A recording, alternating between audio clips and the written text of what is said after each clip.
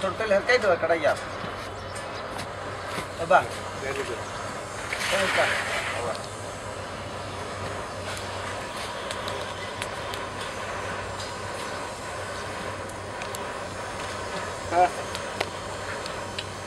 Thank you, thank you. Thank you, dear. Thank you. Yeah. Look at this. That's crazy, isn't it?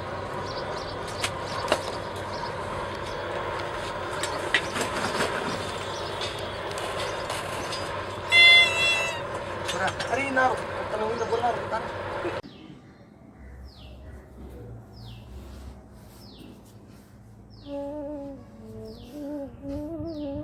नमस्कार सभी को, स्वागत है आप सभी का एक बार फिर से हमारे YouTube चैनल एस्ट्रल ग्रोव में। आज का हमारा टॉपिक है भस्त्रिका प्राणायाम। जैसा कि आपने वीडियो के शुरू में भी देखा कि एक छोटी सी क्लिपिंग हम लोगों ने आप लोगों के साथ शेयर की है, और वो जो क्लिपिंग है बहुत सोच समझ के शेयर की गई है, क्योंकि उसका क्लोज कनेक्शन है आज का जो हमारा ये टॉपिक है भस्त्रिका प्राणायाम उसके साथ में। क्योंकि भस्त्रिका प्राणायाम कुछ ऐसा ही इफेक्ट हमारी बॉडी के अंदर, हमारे प्राण शरीर के अंदर क्रिएट करती है, जैसा कि वो लुहार की धूंकनी, जैसा कि उस क्लिपिंग में दिखाया गया कि लुहार किस तरीके से एक उसके पास लेडी के पास इंस्ट्रूमेंट है और वो उसको प्रेस कर रही है, और उसके प्रेस करते ही हवा एंटर होती है उसके अंदर, और ज़मीन के अंदर वो कनेक्टेड है बिल्कुल, और वहाँ अग्नि तीव्र हो रही है। जैसे ही वो हवा उसके अंदर जाती है वहाँ से अग्नि जो फायर है वो तीव्र हो जाती है। तो आज का जो हमारा टॉपिक है भस्त्रिका प्राणायाम, वो सिमिलर इफेक्ट्स हमारी बॉडी के अंदर क्रिएट करता है, इसीलिए हमने वो वीडियो शुरू में आप लोगों के लिए शेयर किया है। तो आप लोग जितना उसको देखेंगे आपको बहुत ही क्लोजली समझ में आएगा कि एग्जैक्टली उसका इफेक्ट क्या होता है और व्हाट इज़ भस्त्रिका प्राणायाम। सबसे पहले उसका अर्थ समझना बहुत ज़्यादा ज़रूरी है। भस्त्रिका प्राणायाम, जैसा कि शब्द है भस्त्रिका, मतलब संस्कृत शब्द है भस्त्रिका, इसका अर्थ है बेलोज। इसका मीनिंग है आयरन स्मिथ की जो बेलोज होती है, मीन्स जो लुहार की धोंकनी होती है, उससे इस शब्द को भस्त्रिका को लिया गया है। कहने का हमारा अर्थ ये है, हमारा मतलब ये है कि जो इफेक्ट जो लुहार की धोंकनी है, बिल्कुल सिमिलर इफेक्ट्स जो हैं जो भस्त्रिका क्रिएट करती है, दैट इज़ कॉल्ड, जो हमने अभी वर्ड यूज़ किया भस्त्रिका प्राणायाम, जो हमारे शरीर में हीट प्रोड्यूस करती है, दैट इज़ कॉल्ड भस्त्रिका, यानी कि लुहार की धोंकनी, bellows of breath, bellows breath इसको कहते हैं। दूसरे शब्दों में अगर हम इसे आप लोगों को समझाएं तो it is called bellows breath, iron smith की लुहार की धोंकनी। तो आप लोगों को मीनिंग समझ में आ गया होगा, सुना आपने बहुत बार होगा कि भस्त्रिका प्राणायाम एग्जैक्टली है क्या, हम कर भी चुके हैं इसे, इसकी टेक्निक से भी हम वाकिफ़ हैं, और लेकिन हमें ये नहीं पता कि इसका अर्थ क्या है, इसके क्या बेनिफिट्स हैं, और हो सकता है कि हम कहीं ना कहीं इसकी कुछ टेक्निक्स हम गलत भी कर रहे हों। आजकल बहुत वेरिएशंस आ चुकी हैं भस्त्रिका प्राणायाम में। जो बेसिक है वो भी मैं आप लोगों को बताऊंगी, और इसमें क्या वेरिएशंस हो सकती हैं वो भी आप लोगों को आज मैं बताऊंगी। तो बेसिक देखिए, कंसेप्ट तो वही रहेगा भस्त्रिका का, और उसका इफेक्ट भी वही रहेगा कि इससे आपकी बॉडी के अंदर हीट प्रोड्यूस होती है। वो कैसे होती है, उसमें होता क्या है कि जैसे उसमें आप वीडियो क्लिपिंग में देख रहे हैं, लोहार की धूंकनी में एक ऐसा इंस्ट्रूमेंट है जिसमें कि हवा पास होती है। जैसे वो प्रेस करते हैं उसको तो हवा पास होती है, और हवा कहाँ जाती है, उसके अंदर, उस पाइप के अंदर वो एंटर करती है उन दोनों तरफ से। जैसे वो लेडी उसको प्रेस करती है, हवा अंदर गई इस पाइप के अंदर से जो आगे की तरफ है, और जो वहाँ पे आगे छोटी सी स्पेस बना रखी है उन्होंने, वो अग्नि उससे तीव्र हो रही है, फायर क्या हो रही है, एकदम से एमिट हो रही है उससे। तो होता क्या है कि हमारे अंदर जो फायर प्रेजेंट है, हमारे शरीर में जो भी अग्नि प्रेजेंट है, वैसे तो हमारे भीतर एक जो मेन अग्नि की बात होती है, अग्नि तो हमारे भीतर बहुत तरीके की मानी जाती हैं, उसमें से जो मेन अग्नि की हम बात करते हैं दैट इज़ कॉल्ड जठराग्नि। जठराग्नि का मतलब है जठर, जठर मतलब हमारा अमाशय, जिसे हम कह देते हैं, हम स्टमक बोल देते हैं जिसको इंग्लिश में, और हिंदी में उसको हम कह देते हैं अमाशय, और संस्कृत शब्द है वो जठर कहते हैं उसको। जठर के भीतर जो अग्नि जलती है, जो फायर जलती है, जो आप मेडिकल टर्म में कह लेंगे जो डाइजेस्टिव जूसेस सिक्रेट होते हैं, उसे हम संस्कृत में कहेंगे अग्नि तीव्र होना या अग्नि जलना। तो जठर की जो अग्नि है वो मेन है, जो आपका खाना पचाने में मदद करती है। आपकी जो डाइजेस्टिव फायर है, जब तक वो तीव्र नहीं होगी आपका जो भोजन है वो डाइजेस्ट नहीं होगा प्रॉपरली। तो उसका बैलेंस होना, सम अग्नि होना बहुत ज़्यादा ज़रूरी है। तो वो मेन हमारे शरीर में एक अग्नि मानी जाती है, जैसे हम कहते हैं जठर अग्नि। जैसे हम खाना पकाते हैं तो खाना पकाने के लिए हम क्या करते हैं, अग्नि जलाते हैं सबसे पहले, उसके बाद हम खाना बनने के लिए गैस के ऊपर रख देते हैं, या आपने जैसे भी जो भी आपका सोर्स है खाना बनाने का, पुराने टाइम में चूल्हा होता था उसके ऊपर लोग बनाते थे, तो आग जलाई उसके ऊपर खाना रख दिया, तो उस अग्नि के हीट के साथ में वो खाना पकता है पूरी तरह से। ऐसे ही हमारी स्टमक में जब वो जठर अग्नि वो पूरी तरीके से वो एक्टिवेट होती है, जैसे कि सुबह उठने के बाद में एकदम से वो एक्टिवेट होती है। और जब हम जो कुछ भी हम खाएंगे, जो भी हम भोजन करेंगे, वो जैसे ही हमारे आमाशय में, हमारे जठर में प्रवेश करेगा, वो पचेगा, बहुत आसानी से पचेगा, उसको डाइजेस्ट होने में दिक्कत नहीं होगी। और यदि इसके कंपैरिजन में मंद अग्नि होगी, मंद अग्नि मतलब कि डाइजेस्टिव फायर जो है आपकी वो बहुत ही ज़्यादा स्लगिश है, प्रॉपरली आपको भूख नहीं लग रही, एपेटाइट आपको नहीं हो रही, खाने का दिल नहीं करता आपका कुछ, तो उस केस में फायर ही नहीं एक्टिवेट होगी और आपका खाना डाइजेस्ट नहीं होगा। तो अग्नि बिल्कुल वैसा ही काम करती है जैसे खाना बनाने के लिए बाहर अग्नि काम करती है, हमारे पेट में एक अग्नि है जो हमारे खाए हुए भोजन को डाइजेस्ट करती है। हमारी बॉडी के अकॉर्डिंग उसमें से फिर रस निकलते हैं, उसमें से जूसेस निकलते हैं, वो हमारी पूरी बॉडी में जाते हैं, हमारे जहाँ जहाँ पे शरीर में जिस तरीके से जहाँ भी रिक्वायरमेंट है, एनर्जी मिलती है, ब्लड में वो न्यूट्रिएंट्स जाते हैं, उसी से हमारे बॉडी के ऑर्गन्स फंक्शन करते हैं।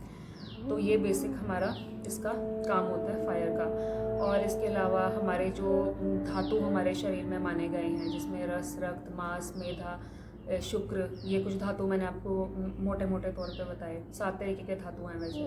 और इसके अलावा हमारे जो पंच तत्व माने गए हैं, हमारे जो पंच धातु माने गए हैं, पंच धातु मैंने आपको अभी धातु बताए हैं, जो हमारे पंच तत्वों में आता है हमारा पृथ्वी, जल, अग्नि, आकाश और वायु। कहते हैं कि इनके भीतर भी अग्नि है, तो कई तरीके की अग्नि मानी जाती है पूरे शरीर में। आपको जो बाद में खाना भोजन करने के बाद में जो ऊर्जा बनती है पूरे शरीर में, आपको गर्मी फील होती है, तो वो मेटाबॉलिज्म का प्रोसेस चल रहा होता है उस समय, वो अग्नि है सारी।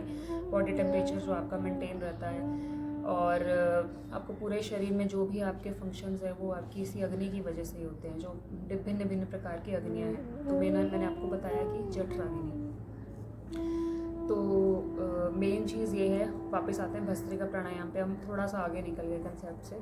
तो भस्त्रिका प्राणायाम में एग्जैक्टली क्या होता है, जैसे कि bellows of breath, iron smith की जैसे थूकने काम करती है और अग्नि प्रोड्यूस करने का काम करती है, उसको तीव्र करने का काम करती है, ऐसे ही ये प्राणायाम में जब हम हवा को अपने भीतर लेते हैं, हम इनहेल करते हैं, हम श्वास भीतर लेते हैं, तो हमारे भीतर की जो अग्नि है वो हवा जैसे ही हमारे अंदर जाती है, अग्नि एकदम से प्रदीप्त हो जाती है। ऐसे ही श्वास प्रश्वास की क्रिया के साथ वो जैसे ही हवा का कांटेक्ट आता है हमारी फायर के साथ, वो तीव्र हो जाती है। क्योंकि आपने जैसे देखा होगा, जैसे ही हम कहीं पे आग लगी हो, अगर आप उसमें पानी डाल दें तो वो अग्नि बुझ जाएगी, और जैसे ही उसमें कोई हवा डाल दे, फूंक मार दे, या हवा चल रही है तो वो अग्नि प्रदीप्त हो जाती है। कुछ इसी तरीके से जो इस प्राणायाम में एग्जैक्टली जो कंसेप्ट है वो यही है कि जो आपके भीतर फोर्सफुल लेते हैं इनहेलेशन एक्सहेलेशन, उसके साथ में आपके भीतर की जो अग्नि है वो प्रदीप्त होती है।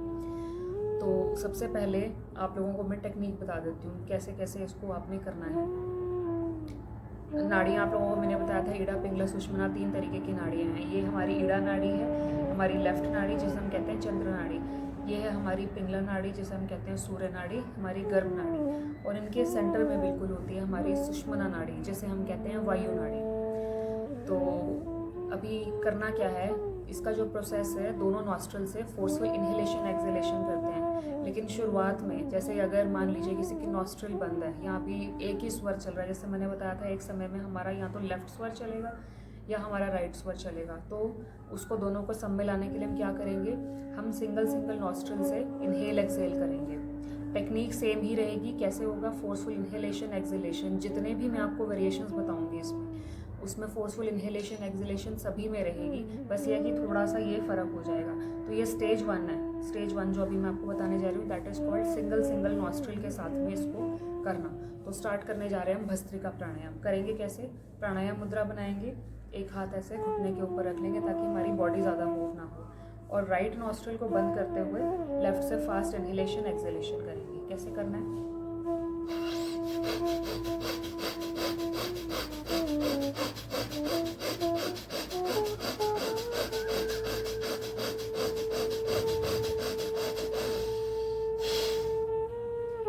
करने के बाद में पूरा श्वास एक बार बाहर निकाल देंगे और अपनी नासिका को पूरा खाली कर लेंगे।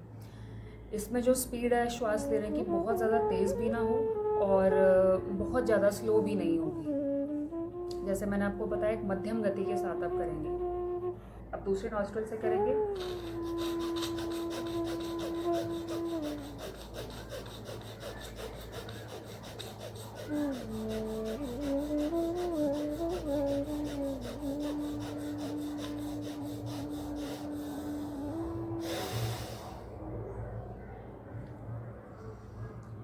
सिंगल नॉस्ट्रिल से हो गया।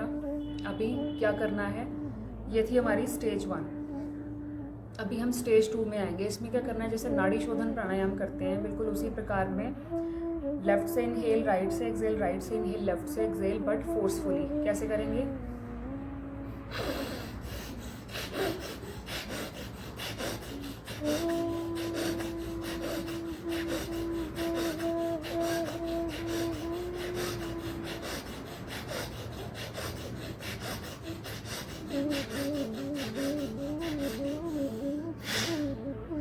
लेफ्ट से ही शुरू किया, लेफ्ट से ही एक्सेल करते हुए ख़त्म कर दिया। ये थी हमारी स्टेज 2। अभी हम आएंगे भस्त्रिका में, दोनों नॉस्ट्रल से हमें एक साथ करना है इस क्रिया को। कैसे करेंगे हम, बिल्कुल सीधा बैठते हुए।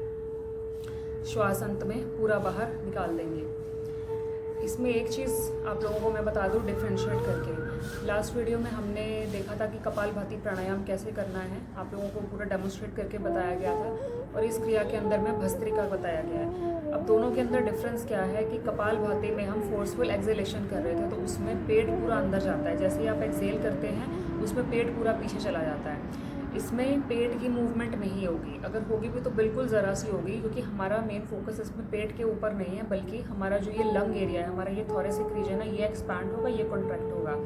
जो हवा है वो यहीं से होगी। जैसे आप देख रहे हैं कि हमारा सिर्फ ये थोरेसिक एरिया ये मूव हो रहा है इससे। और दूसरी चीज़ ये है कि उसमें सिर्फ एक्सेलेशन है और जो इन्हेलेशन है वो पैसिव है, मतलब उस पर फोकस हमारा इन्हेलेशन के ऊपर नहीं है, श्वास लेने के ऊपर हमारा फोकस नहीं है, किसमें, कपालभाति प्राणायाम में। और भस्त्रिका में हमें क्या करना है, हमें बहुत ही इंटेंशनली, हमें फोर्सफुली इनहेल भी करना है और एक्सेल भी करना है। Forceful inhalation, forceful exhalation, intentionally inhale, intentionally exhale. अब रहा सवाल कि इसको आपको कितनी देर करना है, तो देखिए जो बिगनर्स हैं, क्योंकि देखिए इसको करने में बहुत ज़्यादा प्रेशर लगता है, इसको करने में बहुत ज़्यादा ऊर्जा लगती है, तो जो बिगनर्स हैं वो इसको शुरुआत में बहुत ज़्यादा ना करें। जैसे मान लीजिए आप शुरू में केवल 20 राउंड्स करें इसके, केवल आपने 20 टाइम्स इसको किया। सिंगल से पहले, अगर यदि आप सिंगल से कर रहे हैं 10 कर लें। शुरुआत में मैं 10 से ही आपका शुरुआत करवाऊंगी, क्योंकि यदि कभी भी नहीं किया हमने तो हम थोड़े से शुरू करेंगे। बिगिनर जो हैं वो 10 से शुरू करें, 10 बार लेफ्ट, 10 बार राइट, स्टेज 1 में। स्टेज 2 में क्या करेंगे, अल्टरनेटिवली में क्या करेंगे, 10 बार पूरा ऐसे फोर्स आपका अल्टरनेटिवली, ये आप 10-10 बार दोनों तरफ कर लें अल्टरनेट करते हुए। और फिर जब आपने दोनों से करना है, दोनों से करते हुए भी आप 10 बार कर लें, फोर्सफुल इन्हेलेशन, एक्सेलेशन। और हर स्टेज के बाद, यानी कि स्टेज 1 जब आपने कर ली तो उसके बाद में थोड़ा सा रिलैक्स हो जाए। पहले श्वास पूरा बाहर निकाल दिया, लेफ्ट से राइट से दोनों से कंप्लीट कर लिया, थोड़ी देर के लिए रिलैक्स करें, आंखें बंद करके अपने श्वासों पर ध्यान लगाएं, अपने प्राण शरीर को देखें कि आपकी इड़ा नाड़ी में क्या प्रभाव आया ये करने के बाद में, आपकी पिंगला नाड़ी में, लेफ्ट नॉस्ट्रिल में और राइट नॉस्ट्रिल में क्या प्रभाव आया इसको करने के बाद, और पूरे प्राण शरीर में क्या क्या परिवर्तन आया इसको करने के बाद में। क्योंकि हमें सजग होना है अपने प्राण शरीर की तरफ, अपने श्वासों की तरफ, उतना ही प्राणायाम का प्रभाव बढ़ता जाएगा।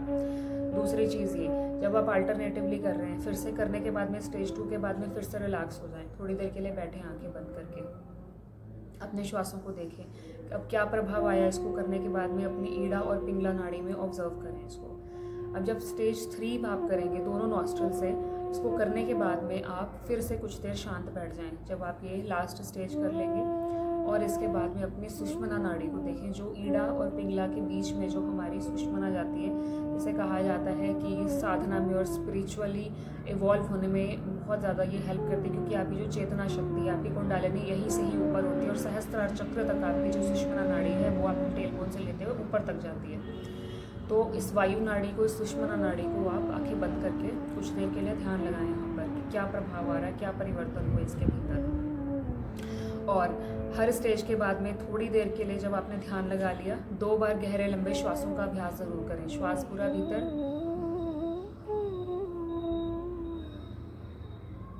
श्वास पूरा बाहर, ताकि आपके अंदर वो एनर्जी आ जाए, क्योंकि आप अभी बिगिनर हैं। अब जैसे ही आपको लगेगा कि आपका स्टेमिना बढ़ रहा है इसको करने के लिए, आपकी लंग्स की कैपेसिटी बढ़ रही है, श्वास और ज़्यादा लंबा होता जा रहा है, लंग्स और ज़्यादा एक्सपैंड हो रहे हैं अच्छे से, तो आप धीरे धीरे इसके राउंड्स बढ़ा सकते हैं। जैसे आप 15 दिन तक कम से कम 10 के ही इसमें करें, जो मैंने आपको टोटल बताया। उसके बाद आप 15 दिन के बाद में इसको 10 को आप 15-15 या 20-20 कर दें। टोटल 20 इधर से 20 इधर से, फिर अल्टरनेटिवली टोटल 20 टोटल हो जाएगा दोनों तरफ में। फिर जब आप दोनों नॉस्ट्रल से कर रहे हैं फिर से 20 टाइम्स, और फिर से वही स्टेज आएगी। तीनों स्टेजेस में आप लास्ट में क्या करें, कुछ देर श्वासों को देखें, अपने क्रिया को देखें। उसके बाद में जब आपने देख लिया, उसके बाद में 2 बार गहरे लंबे श्वास, श्वास पूरा भीतर, श्वास पूरा बाहर, ताकि एनर्जी आ जाए अगले क्रिया को करने के लिए आपके भीतर। तो इस तरीके से आप ये करें और कर सकते हैं आप इसको। टोटल कब तक कर सकते हैं आप इसके 5 मिनट तक इसको कर सकते हैं। जो भी न्यू कमर्स हैं 5 मिनट से ज़्यादा ना करें इसको। ये मेरी आप लोगों से अभी के लिए ये रहेगी कि कम से कम 5 मिनट के लिए आप भस्त्रिका प्राणायाम का अभ्यास करें, टोटल जो मैंने बताया। अभी इसके बाद में जो आजकल इसके वेरिएशंस चल रही हैं वो कुछ इस प्रकार चल रही हैं। उसमें क्या, दोनों हाथ आपके ऐसे सामने रहते हैं, मुट्ठी ऐसे, अंगूठा अंदर। करना क्या है इसमें, इनहेल आगे एक्सेल अंदर, इनहेल आगे एक्सेल अंदर। करना क्या है,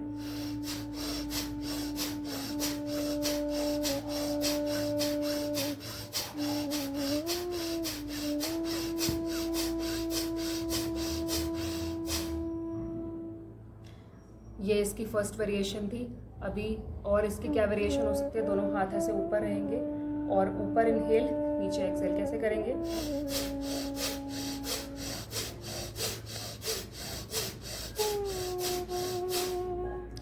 ठीक है। ये इसकी सेकंड वेरिएशन थी।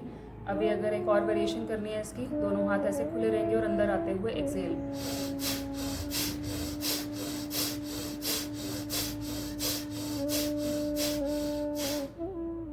एक और इसकी वेरिएशन है लास्ट वेरिएशन में।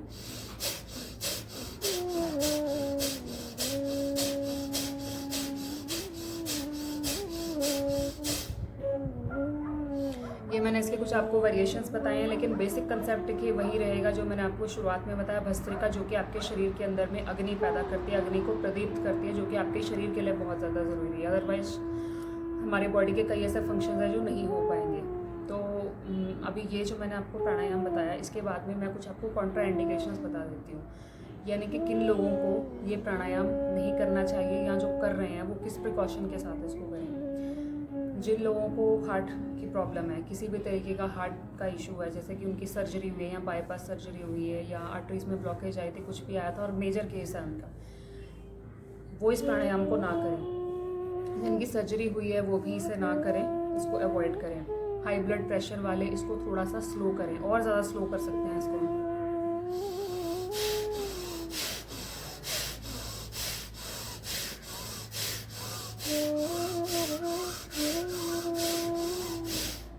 जितना आप स्लो कर सके उतना करें। और हाई बीपी वाले और जो हार्ट का जिनका इशू है या वैसे आर्टरीज में ब्लॉकेज है या जिनको कोलेस्ट्रॉल का इशू रहता है, ऐसा अभी तक कोई मेजर उनका केस नहीं है हार्ट का, और अभी जस्ट शुरुआत है, डॉक्टर ने उन्हें बोला है कि केयर करने के लिए, तो वो इस प्राणायाम को कर सकते हैं, लेकिन स्लो स्पीड में, जैसे मैंने अभी आपको बताया उस स्पीड के साथ में। जितना स्लो करेंगे उतना आपके लिए ठीक रहेगा, और ज़्यादा से ज़्यादा आप इसको 2 से 3 मिनट के लिए ही करें, जो कि आपको सिर्फ इसके बेनिफिट्स लेने हैं जितने उसके लिए। और बाकी जिनकी मेजर सर्जरीज या किसी भी तरीके की सर्जरी है वो इसको अवॉइड करें, या जिनको किसी भी तरीके का ब्रोंकाइटिस साइनसाइटिस का प्रॉब्लम है और मेजर इशू से मतलब है बहुत ज़्यादा ब्लॉकेज है उनको, तो वो इसको शुरुआत में अवॉइड करें। और बहुत ज़्यादा सर्दी ज़ुकाम अगर हो रखा है आपको तो उससे पहले आप कृपया अभ्यास कर लें जल नेति का। जल नेति की आप लोगों ने टेक्निक्स अगर आपको पता है तो ठीक है, नहीं तो आपके आसपास में कोई भी जो इंस्ट्रक्टर हैं या कोई एक्सपर्ट है, योग एक्सपर्ट है, आप उनकी गाइडेंस में जाके एक बार इस चीज़ को ज़रूर सीख लें कि जल नेति और षटकर्मा जो शुद्धि क्रिया है वो किस प्रकार की और हमें उन्हें कैसे करना चाहिए, ताकि आपकी जो भीतर की है पहले कफ और फ्लैगम की शुद्धि हो जाए, उसके बाद आप इसको करें और बहुत अच्छे तरीके से आप प्राणायाम कर पाएंगे। अदरवाइज़ जो ऊर्जा है, जो इस प्राणायाम से ऊर्जा आपको मिल रही है, वो सारी कफ को रिलीज़ करने में, आपकी सारी ब्लॉकेजेस को निकालने में ही चली जाएंगी। तो मेरी एडवाइस ये है कि आप पहले जल नेति, सूत्र नेति, रबड़ नेति का अभ्यास करें, अपने कफ को पूरे तरीके से आप पहले अंदर से रिलीज़ कर दें, उसके बाद में आप भस्त्रिका का अभ्यास करें, आपको बहुत ज़्यादा लाभ मिलेगा। तो जो मैंने आपको ये अभी सिचुएशंस बताई, साइनसाइटिस, ब्रोंकाइटिस, या जिन्हें की बहुत ज़्यादा कोल्ड की प्रॉब्लम है या जिन्हें लंग्स की इन्फेक्शन है किसी भी तरीके की, वो पहले अपने भीतर की शुद्धि क्रिया कर लें, उसके बाद में आप इस भस्त्रिका प्राणायाम का अभ्यास करें। और बाकी इस जिन्हें ग्लूकोमा की प्रॉब्लम है या जिन्हें वर्टिगो की प्रॉब्लम है वो इसको अवॉइड करें, एपिलेप्सी वाले इसको अवॉइड करें इस प्राणायाम को, और अस्थमा की जिन्हें भी प्रॉब्लम है वो इसको थोड़ा सा स्लो करें, जो मैंने स्लो स्पीड से बताया, और किसी के एक्सपर्ट गाइडेंस में करें। जितने ये हार्ट पेशेंट्स मैंने बताए और जिन्हें हाइपरटेंशन का इशू है, जिन्हें अस्थमा का इशू है, या बाकी और भी जैसे केसेस हैं ब्रोंकाइटिस साइनसाइटिस वाले, वो भी किसी के एक्सपर्ट गाइडेंस में ही करें तो ज़्यादा अच्छा रहेगा। ये जो वीडियो है ये उनके लिए है जो जिनको कोई मेजर इशू नहीं है या जो पूरे तरीके से निरोगी हैं, उनकी हेल्थ बिल्कुल ठीक है, या जिन्हें माइनर इश्यूज़ हैं, कोल्ड कफ बहुत जल्दी हो जाता है, इम्यूनिटी वीक है या अदर इश्यूज़ हैं, तो वो इस प्राणायाम को कर सकते हैं वीडियो को देखकर। टेक्निक आप लोगों को क्लियरली बता दी गई है, फिर भी कुछ पूछना चाहते हैं आप मुझे पूछ सकते हैं कमेंट्स में डालने के बाद। अभी इसको करने के बाद में प्रिकॉशन क्या रखना है, करते समय क्या प्रिकॉशन होगा, एक तो यह कि हमारे कंधे ऊपर नीचे ना हो, ये चीज़ नहीं होगी। बॉडी को बिल्कुल स्टेबल रखना है, बॉडी को बिल्कुल आप स्थिर रखें ये प्राणायाम करते समय। दूसरी बात यह है कि आंखों को हमेशा बंद रखें, प्राणायाम करते समय कभी भी आंखें खुली नहीं रखते हैं, और करने के बाद में भी आप कुछ देर के लिए शरीर पर ध्यान लगाएं, आंखें नहीं खोलें एकदम से। इस क्रिया को करने में कई बार हो सकता है आपके कानों के अंदर प्रेशर फील हो, कान बंद हो जाए, यदि म्यूकस जमा हुआ है आपकी बॉडी के अंदर, आपका ENT जो ये आपका सिस्टम है ईयर, थ्रोट और नोज़ का, ये पूरे तरीके से साफ़ नहीं है, कफ है, फ्लैगम है, तो हो सकता है कि आपका ये प्रेशर कानों के अंदर बन जाए, तो थोड़ी देर के लिए रुक जाएं। सिंपल आप गहरे लंबे श्वासों की क्रिया को करें, बहुत ज़्यादा जोर ना लगाएं उस समय इसको करने के बाद में, क्योंकि हो सकता है शुरू में थोड़ी सी आपको दिक्कत हो या कानों के ऊपर प्रेशर हो, तो थोड़ी देर रुक जाएं। अगर इसको करते हुए आपको चक्कर आते हैं या कमज़ोरी लग रही है या एनर्जी ऊर्जा में कमी लग रही है, तो कुछ देर के लिए आप रिलैक्स होकर करें इसको, बिल्कुल धीरे धीरे हम शुरुआत करेंगे। यदि आप 10 भी नहीं कर पा रहे, 5 तक से अभ्यास शुरू करें, 5-5 बार करें, धीरे धीरे अपना अभ्यास बढ़ाएं। जैसे जैसे शरीर को आदत हो जाएगी, आपके रेस्पिरेटरी सिस्टम को आदत हो जाएगी, आप बहुत अच्छे तरीके से इस प्राणायाम को कर पाएंगे। अभी इसको करने के फ़ायदे क्या हैं, जैसे मैंने शुरुआत में बताया, भस्त्रिका का मतलब है बैलोस ऑफ आयरन स्मिथ, यानी कि जो आयरन स्मिथ की जो लोहार की धूकनी है, बिल्कुल सेम प्रभाव ये प्राणायाम आपके भीतर क्रिएट करता है। तो इससे क्या होता है, जैसे ही हवा फोर्सफुली अंदर जा रही है, फोर्सफुली बाहर आ रही है, जैसे ही फोर्सफुली वो अंदर एंटर करती है, आपकी डाइजेस्टिव फायर एकदम से तीव्र हो जाती है, जठराग्नि तीव्र हो जाती है एकदम से। तो इसको करने से सबसे पहले तो वात, पित्त और कफ, जो तीनों दोष हैं वो सम रहते हैं आपके शरीर में। वात यानी कि वायु दोष जिन्हें रहते हैं, घुटनों का दर्द, जॉइंट्स का पेन, शरीर में किसी भी प्रकार की दर्द जो है वो वात दोष में आती है। इवन हार्ट डिजीज़ जो है और इवन जो डायबिटीज़ हैं वो भी वात से ही क्रिएट होती हैं। पित्त यानी कि एसिडिटी बनना और हाइपर एसिडिटी की प्रॉब्लम या गैस्ट्रिक इश्यूज़ होना, डकार आना, खट्टे डकार आना, ये सब आपके पित्त में आते हैं। वात हो गई, पित्त दोष हो गया, पित्त यानी कि गर्मी, और कफ दोष, कफ में आपका ये रहता है कि एक तो यह है कि आपको बहुत ज़्यादा इशू रहता है फ्लैगम का, और बहुत जल्दी आपको रेस्पिरेटरी इश्यूज हो जाते हैं, आपको ज़ुकाम बहुत जल्दी हो जाता है, इम्यूनिटी पावर आपकी वीक है, या फिर मोटापा जिनको है वो भी कफ दोष के कारण ही होता है। तो कफ के ये कुछ मैंने आपको इश्यूज बताए। तो वात, पित्त और कफ 3 दोष हमारे बॉडी में हैं और ये एक ऐसा प्राणायाम है जो इन तीनों दोषों को सम रखता है, किसी को बढ़ने नहीं देता। क्योंकि वात बढ़ेगी तो जॉइंट्स पेन होगा, पित्त बढ़ेगी तो एसिडिटी इश्यूज होंगे, गर्मी बहुत लगेगी आपको, बेचैनी रहेगी हर समय, और कफ दोष होगा तो मोटापा भी बढ़ेगा और प्लस आपको जुकाम, सर्दी जुकाम होना, ये सब इश्यूज भी होंगे। और कफ बढ़ने से आपकी डाइजेस्टिव फायर भी वीक हो जाएगी, जिससे कि आपका डाइजेशन भी वीक होगा। तो ये तीनों दोषों को सम रखता है ये जो प्राणायाम है। उसके बाद में आपकी लंग्स की क्लीनिंग होती है, इसको करने से लंग्स की कैपेसिटी बढ़ती है, आपको रेस्पिरेटरी इन्फेक्शंस जल्दी नहीं होते, आपकी इम्यूनिटी पावर बूस्ट होती है, रेजिस्टेंस पावर बूस्ट होती है आपकी बॉडी की। सर्दी, जुकाम, खांसी, उसमें यह बहुत लाभदायक है। लेकिन आप यदि इससे पहले आप जल नीति, सूत्र नीति का अभ्यास कर लेंगे तो जैसे ही आपके भीतर से टॉक्सिन्स वो रिलीज़ हो जाएंगे, इसको करना बहुत ज़्यादा आसान हो जाएगा। तो इसको करने से कफ भी बर्न होता है भीतर से, तो जिनको भी सर्दी जुकाम ये सारे इश्यूज़ रहते हैं उनके लिए बहुत ज़्यादा अच्छा है ये प्राणायाम। सर्दी के मौसम में इसको करना चाहिए। एक चीज़ का और ध्यान आप रखें, इसको सर्दी के मौसम में ही करें। इसको गर्मियों के मौसम में आप थोड़ा सा कम करें, कर सकते हैं, लेकिन थोड़े से राउंड इसके आप कम रखें, क्योंकि इसमें ऊर्जा बहुत लग रही है। तो सर्दी में आपको गर्मी की ज़रूरत है शरीर में, क्योंकि ठंड बहुत लग रही है, तो सर्दी में आप इसके राउंड्स बढ़ा सकते हैं। सर्दी में ज़्यादा करें आप इसको, रात को सोते समय इसको ना करें। हर प्राणायाम आप कर सकते हैं, आपको नाड़ी शोधन कर सकते हैं प्राणायाम, कपालभाति भी आप थोड़े से राउंड्स अगर आपको करने हैं, थोड़ा सा आप उसको कर सकते हैं। लेकिन भस्त्रिका आपने रात को सोने से पहले नहीं करना बिल्कुल भी, क्योंकि इसको करने से हमारा नर्वस सिस्टम भी एक्टिवेट होता है, तो रात को फिर आपको नींद आने में दिक्कत होगी। तो इसको कोशिश करें कि आप सुबह करें या शाम को करें और खाली पेट इसका अभ्यास करें। और बाकी इसके और फ़ायदे ये हैं कि आपका नर्वस सिस्टम एक्टिवेट होता है, आपका जो ब्रेन की फंक्शनिंग है वो बहुत अच्छी होती है, आपके जो स्वर है वो सम चलते हैं, राइट और लेफ्ट नॉस्ट्रल सम चलती है, सर्दी और गर्मी का बैलेंस आपके शरीर में इस प्राणायाम को करने से रहता है। और इसके कुछ स्पिरिचुअल बेनिफिट्स में ये हैं कि जैसे जैसे आपका अभ्यास बढ़ता जाता है, भीतर से प्राणों की शुद्धि होती है, प्राणों की ब्लॉकेजेस रिलीज़ होती हैं और आपकी जो सुषुम्ना नाड़ी है वो जागृत होती है इसको करने से। उसमें जो भी संचित कर्म पड़े हैं वो रिलीज़ होते हैं, उनकी सफाई हो जाती है और आपकी जो चेतना शक्ति है वो बहुत आसानी से ऊपर की ओर उठ सकती है। आपके मूलाधार में जो चेतना शक्ति पड़ी है वो बहुत ईजीली आपके सहस्त्रार तक पहुँच सकती है। तो जो सीरियसली स्पिरिचुअल सीकर्स हैं, जो अध्यात्म की तरफ जाना चाहते हैं, वो जो ध्यान करना चाहते हैं, वो सबसे पहले भस्त्रिका प्राणायाम का अभ्यास ज़रूर करें। इसको सीखें, अच्छे से इसकी प्रैक्टिस करें और ध्यान लगाने से पहले ज़रूर आप 1-2 बार इसका अभ्यास कर लें। यदि नेगेटिव थॉट्स जिनको आ रहे हैं तो नेगेटिव थॉट्स भी आने कम हो जाते हैं इससे। जो डिप्रेशन के पेशेंट्स हैं या जिनको नेगेटिविटी की प्रॉब्लम है, नेगेटिव थॉट्स आते हैं, या जिनकी जो बहुत जल्दी डिस्ट्रैक्ट हो जाते हैं, जिनकी कंसंट्रेशन पावर बहुत वीक है, मेमोरी पावर बहुत वीक है, वो इस प्राणायाम को करें, उनको बहुत जल्दी इसको करने से लाभ होगा। इसको करने के जब आप शुरुआत करते हैं तो आपको गर्मी फील होती है पूरी बॉडी में, लेकिन जैसे जैसे आप इसका अभ्यास ख़त्म कर लेते हैं, आपके पूरे शरीर में एक अलग सी ऊर्जा का प्रवाह होता है। तो ये करने से आप बहुत ज़्यादा एनर्जेटिक भी बनते हैं और इसके साथ ही आपके भीतर की लथार्जी दूर होती है, आपके भीतर की कमज़ोरी भी दूर होती है और आप मेंटली भी बहुत ज़्यादा एक्टिवेट हो जाते हैं। आप अपने डिप्रेशन से, नेगेटिव थॉट से बाहर आ सकते हैं। और बाकी कुछ मेरे जो अपने अनुभव हैं, जैसे जैसे आप इस प्राणायाम को करते जाएंगे आपको बहुत ज़्यादा हल्कापन लगेगा अपने शरीर पे और इसके बाद में आपको एक अलग सी ऊर्जा और जैसे जैसे आपकी थर्ड आई जागृत हो जाएगी, क्योंकि इसको करने से आपकी थर्ड आई जागृत होती है और आपको एक तेज़ प्रकाश इस प्राणायाम को करने के बाद में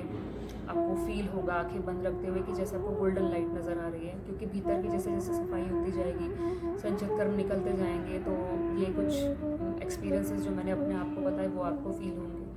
और कुछ केसेस में इस तरह से होगा कि आपको इतना ज़्यादा हल्का लगेगा और आपका श्वास लेने का दिल नहीं करेगा, जिसे हम कहते हैं कैवल्य कुंभ, स्वतः ही श्वास रुक जाना, स्वतः ही श्वास लेने की ना बाहर निकालने की इच्छा हो, उसे हम कहते हैं कैवल्य कुंभ। तो ये उसके कुछ मैंने आपको फ़ायदे बताए। बाकी जिन्हें किसी भी तरीके के टॉन्सिलाइटिस की प्रॉब्लम है, गले से रिलेटेड इश्यूज़ हैं, वो दूर होते हैं। ब्लड प्योरीफाई होता है इसको करने से, लंग्स प्योरीफाई होते हैं, आपके बॉडी के टॉक्सिन्स बहुत जल्दी रिलीज़ होते हैं। तो जिन्हें भी बॉडी को डिटॉक्सीफाई करना है वो इस प्राणायाम का अभ्यास ज़रूर करें, बट केयर के साथ इस प्राणायाम को करें। तो हर चीज़ में केयर बहुत ज़्यादा ज़रूरी है। तो मैं आशा करती हूँ कि आप जैसे जैसे इस प्राणायाम को करते जाएंगे आपको बहुत अधिक लाभ होगा। करने के बाद में, इसका अभ्यास करने के बाद में आप मुझे ज़रूर कमेंट्स के साथ शेयर करें कि आपके क्या एक्सपीरियंसेस रहे। आज के लिए बस इतना ही। आप लोगों का बहुत बहुत धन्यवाद।